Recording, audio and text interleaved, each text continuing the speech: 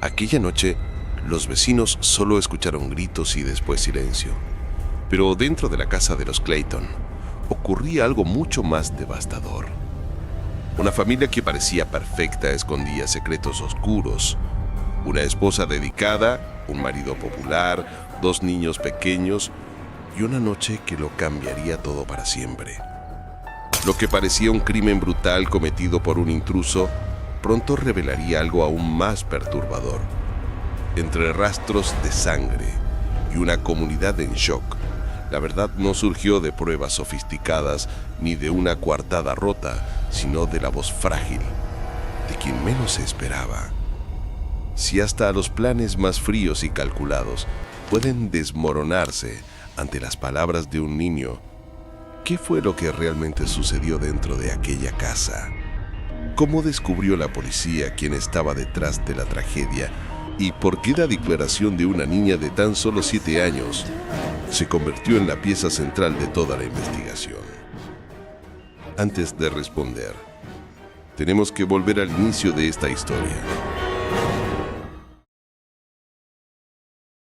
Antes de convertirse en un titular nacional, la historia de la familia Clayton era, a ojos de la comunidad de Caton, solo otra vida común en el interior del estado de Nueva York. Kelly Clayton, de 35 años, era descrita como una mujer alegre, carismática y profundamente dedicada a sus 2 hijos. En la pequeña ciudad, participaba en eventos locales, hacía amigos con facilidad y mantenía la imagen de una madre ejemplar. A su lado estaba Thomas Clayton, entrenador de hockey, figura popular en el ámbito deportivo local. Conocido por su círculo de amistades y por su rutina de jugar al póker semanalmente, Thomas cultivaba una reputación de hombre sociable y seguro de sí mismo. Para los vecinos, parecía el retrato del padre de familia típico, alguien presente en la comunidad, siempre rodeado de colegas y amigos. Pero como tantas historias de fachada, la realidad escondida dentro de la casa de los Clayton era muy diferente. Los detalles revelados posteriormente mostrarían que, detrás de esa imagen de estabilidad, existían secretos, resentimientos y un plan en gestación. La noche del 28 de septiembre de 2015. Era un lunes como cualquier otro. Thomas salió a cumplir con su rutina, un juego de póker con los amigos. Kelly permaneció en casa con los niños. Nada indicaba que esa noche terminaría en tragedia. Alrededor de las 11 de la noche, el silencio de la casa fue interrumpido. Un hombre enmascarado entró y atacó a Kelly con una brutalidad impresionante. El objeto utilizado, el mango de un martillo de fibra de vidrio. En medio del caos, un último acto de desesperación resonó en la casa. Kelly gritó a su hija: «¡Corre, Charlie! ¡Corre!». Pero Charlie no corrió lo suficientemente rápido. Ella vio cómo su madre era golpeada una y otra vez hasta caer al suelo. La niña, en estado de shock, corrió hacia el cuerpo de su madre y más tarde describió: «Había sangre por todas partes, en el suelo, en la puerta, pero no en la alfombra. Yo abracé su pierna». Esa imagen quedaría grabada para siempre en la memoria de una niña que, sin saberlo, se convertiría en la clave de todo el caso. La primera reacción. Poco después, los vecinos escucharon los gritos y llamaron a la policía. Cuando el sheriff Jim Allard llegó al lugar, encontró una escena devastadora. La madre muerta en la cocina, sangre esparcido por las habitaciones y 2 niños en estado de shock. Pero había algo más. Una testigo ocular. Algo casi inédito en crímenes de esta naturaleza. La niña de 7 años lo había visto todo, y entre lágrimas contenidas, estaba lista para hablar. Ella contó que el agresor tenía los ojos de papá y llevaba una máscara igual a la que él usaba en las cacerías. Dijo además que la altura, la forma de moverse e incluso la ropa recordaban a Thomas Clayton. Y entonces llegó la frase que heló al sheriff. No podía ser papá porque, entonces, ¿quién cuidaría de nosotros? Esa contradicción inocente marcaría el inicio de una investigación compleja, en la que una niña se convertiría en la pieza central. Un hogar de secretos. A la mañana siguiente, la versión pública todavía era la de un crimen brutal cometido por un intruso enmascarado. Pero las investigaciones revelarían una trama mucho más oscura. Thomas Clayton, el marido popular, no era solo el viudo desconsolado que aparecía frente a las cámaras, sino el arquitecto de un plan de asesinato por encargo. La primera pista que conduciría a esta revelación partió justamente del testimonio de su hija. Su percepción aguda sobre los detalles del agresor que recordaban al padre fue la chispa que puso a los investigadores en el camino correcto. Así, una vida que parecía perfecta se desmoronaba frente a la comunidad. ¿Qué se escondía detrás de la sonrisa de Thomas Clayton? ¿Y hasta dónde estaba dispuesto a llegar para librarse de su esposa? Esas respuestas comenzarían a surgir en el desarrollo de la investigación y resultarían aún más perturbadoras que el crimen en sí. Investigación y desdoblamientos. La escena del crimen dejaba huellas físicas casi insoportables de observar. La sangre esparcida en las paredes, el cuerpo de Kelly Clayton caído en la cocina, los gritos aún resonando en los oídos de los vecinos que habían escuchado a la desesperación. Pero el detalle más inusual estaba allí, en silencio, con apenas 7 años de edad. Charlie Clayton, la única testigo ocular de aquel asesinato brutal. El primer testimonio, la voz de una niña. Esa misma noche, el sheriff Jim Allard decidió no realizar un interrogatorio formal. Se sentó al lado de la niña, en la casa de un vecino, e inició una conversación sencilla. ¿Qué viste? Charlie respondió con una claridad que impresionó a los investigadores. Un hombre estaba lastimando a mamá, y mamá gritaba, «¡Corre, Charlie! ¡Corre!». A partir de ahí, los detalles se volvieron cruciales. La niña dijo que el agresor tenía los mismos ojos que su padre, que vestía ropa y una máscara de caza iguales a las de él. Describió además que el hombre tenía la misma altura y complexión de Thomas. Pero completó con una lógica perturbadora. No podía ser papá, porque entonces, ¿quién cuidaría de nosotros? Para el sheriff, aquel fue el primer indicio de que la investigación no podía seguir el camino convencional de un simple crimen por invasión domiciliaria. Había algo mucho más oscuro detrás. Técnicas forenses infantiles. Consciente de la fragilidad de un testimonio infantil, Allard solicitó apoyo de especialistas. En el Centro de Defensa Infantil del Condado de Chemung, Charlie fue llevada a una sala adaptada. Sillas pequeñas, juguetes, un ambiente menos intimidante. Allí, con cámaras grabando cada detalle, volvió a contar su historia. Dijo que el agresor usaba la misma máscara que su padre llevaba en las cacerías. Recalcó la semejanza física y describió la escena con una frialdad casi adulta. «Se parecía a mi papá. Llevaba la misma máscara de caza». Los investigadores concluyeron que no había señales de engaño deliberado. Charlie estaba relatando lo que creía ser la verdad. El coartada del padre comienza a desmoronarse. Mientras tanto, Thomas Clayton se mantenía firme en su versión. Aquella noche estaba en un juego de póker. Varios amigos confirmaron su presencia. Sin embargo, un detalle llamó la atención. Alrededor de las 22:50, pidió el teléfono de una amiga y realizó una llamada. El número marcado era el de Michael Beard, un ex empleado de Thomas Clayton.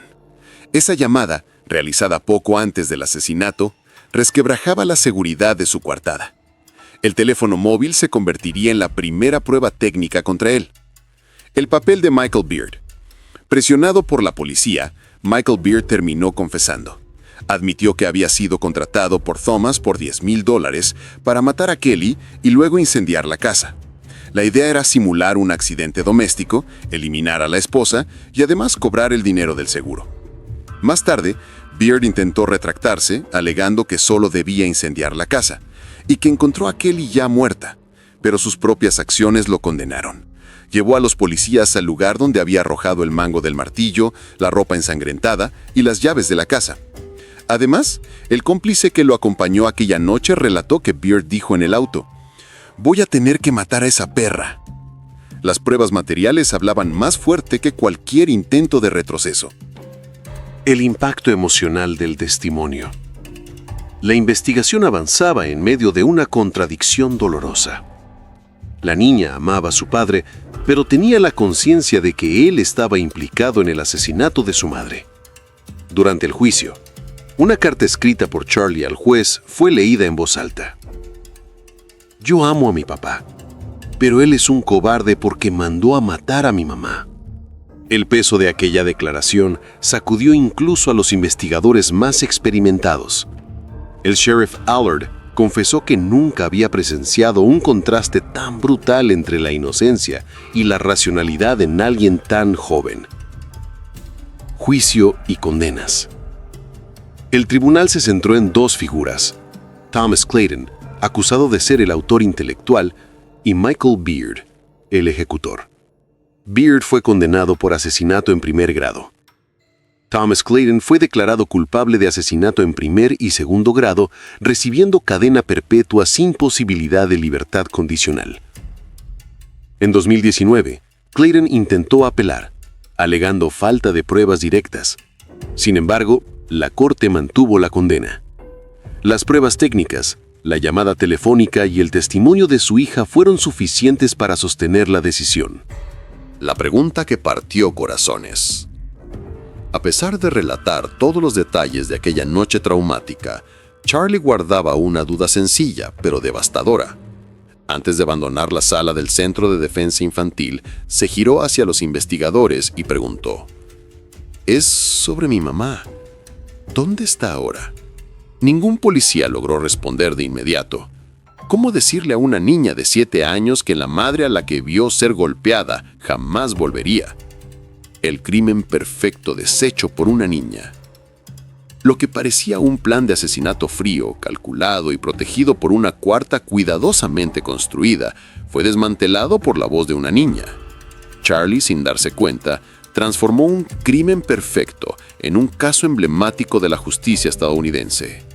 La combinación de testimonios, pruebas físicas y las fallas en la coarta de Thomas Clayton revelaron al jurado lo que se escondía detrás de la fachada de una familia aparentemente normal: ambición, traición y violencia doméstica disfrazada de estabilidad.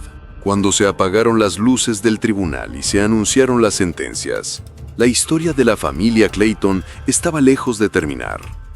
Para Charlie y su hermano menor, la tragedia no se limitaba a la noche del 28 de septiembre de 2015. Se convertiría en una carga para toda la vida. Tras el arresto del padre, ambos pasaron a vivir con su tía, Kim Bourgeois, hermana de Kelly.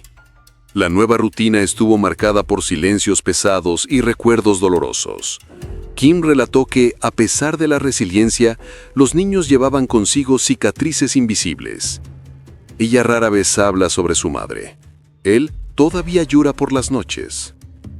La reacción de la comunidad. La brutalidad del crimen y la revelación del autor intelectual sacudieron a la pequeña ciudad de Clayton.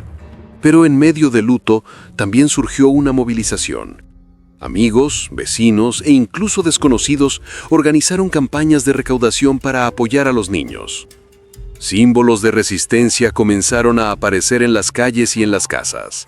Lazos morados, el color de la lucha contra la violencia doméstica, fueron colocados en memoria de Kelly. Para los pequeños, ese gesto se convirtió en un recordatorio diario de que su madre no sería olvidada. «Mira, morado para mamá». Estas manifestaciones comunitarias transformaron el dolor en acción colectiva, demostrando que el legado de Kelly no se limitaría al silencio de una tragedia. El simbolismo del caso. Lo que vuelve singular al caso Clayton no es solo la frialdad de un marido que planificó la muerte de su propia esposa, sino el hecho de que una niña de 7 años se convirtió en la clave de la verdad. Charlie fue capaz de dar a la policía los detalles que ningún adulto habría imaginado. Su frase simple: «Los ojos eran como los de papá», desencadenó la cadena de investigaciones que desmontó la coartada de Thomas y expuso la trama de asesinato por encargo. En la sala de audiencias, su carta al juez resonó como una lección difícil de ignorar. «Yo amo a mi papá, pero él es un cobarde porque mandó a matar a mi mamá». Era el retrato de la contradicción humana, en su forma más cruda: amor y repulsión conviviendo en el corazón de una niña. reflexiones mayores. El caso también dejó al descubierto las fragilidades de relaciones que desde fuera parecen perfectas. La imagen de familia estable, el entrenador de hockey respetado, la madre dedicada, todo se derrumbó en una sola noche. Detrás de la normalidad había ambición, manipulación y violencia doméstica encubierta. Para los investigadores, el proceso se convirtió en un recordatorio poderoso. Escuchar la voz de las víctimas, incluso cuando parece frágil, puede cambiar el rumbo de una investigación. Para la sociedad, fue un llamado a reflexionar sobre la necesidad de proteger a los más vulnerables.